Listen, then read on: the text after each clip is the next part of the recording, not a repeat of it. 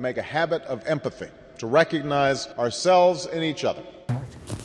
Yeah, I'd heard you talk about awe before, and I hadn't been able to kind of connect with it, and I really saw and felt the connection, because I've seen that as well, and I hadn't kind of made the connection, so I was like, I feel very emotional about the connection that you've made there.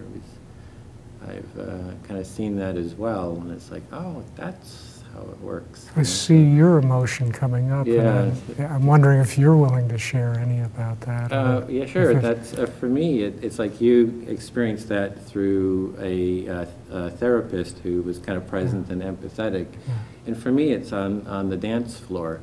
So I recently did a series of a workshop on restorative justice and circle, and it was a lot of empathy, and I learned a lot about empathy and got really kind of empathized with.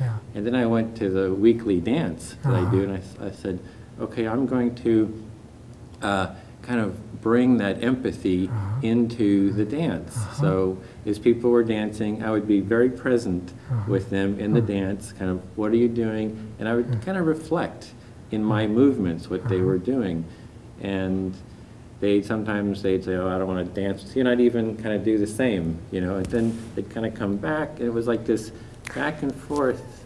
Well, for me, it's a coming to terms with otherness too, I mean, there's the other of the person, but there's also the other of this vast, unfathomable existence that we're all traveling through, hurtling through.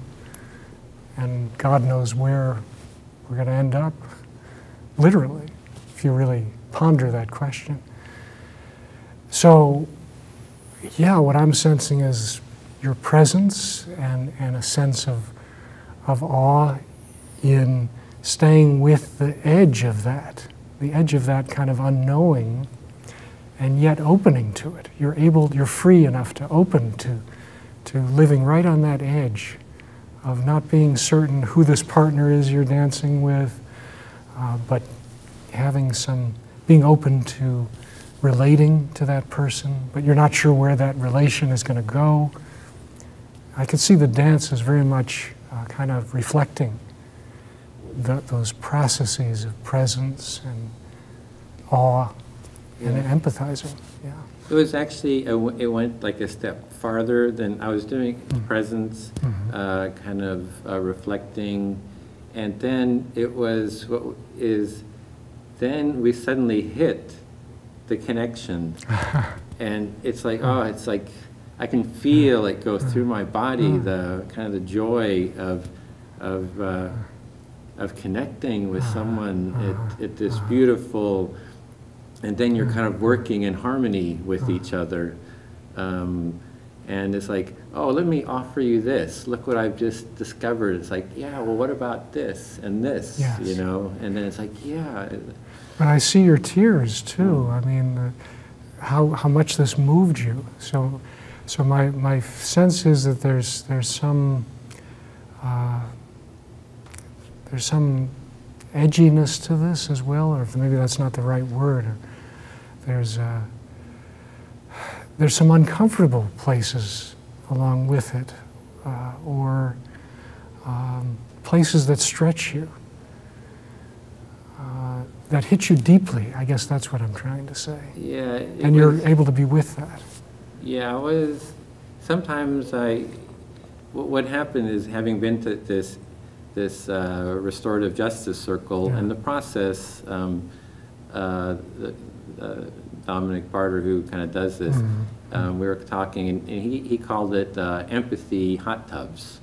So it's like you go into these series of circles, and you're like bathed in this empathy, and then by having done that, I felt full of the empathy and that connection to myself.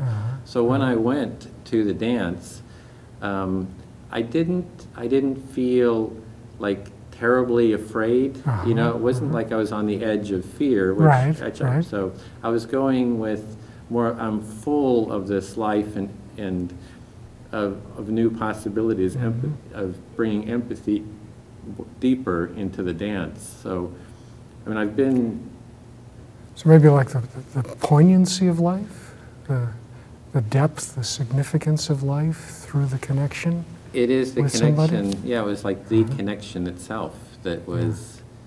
I think it was that was it. It was.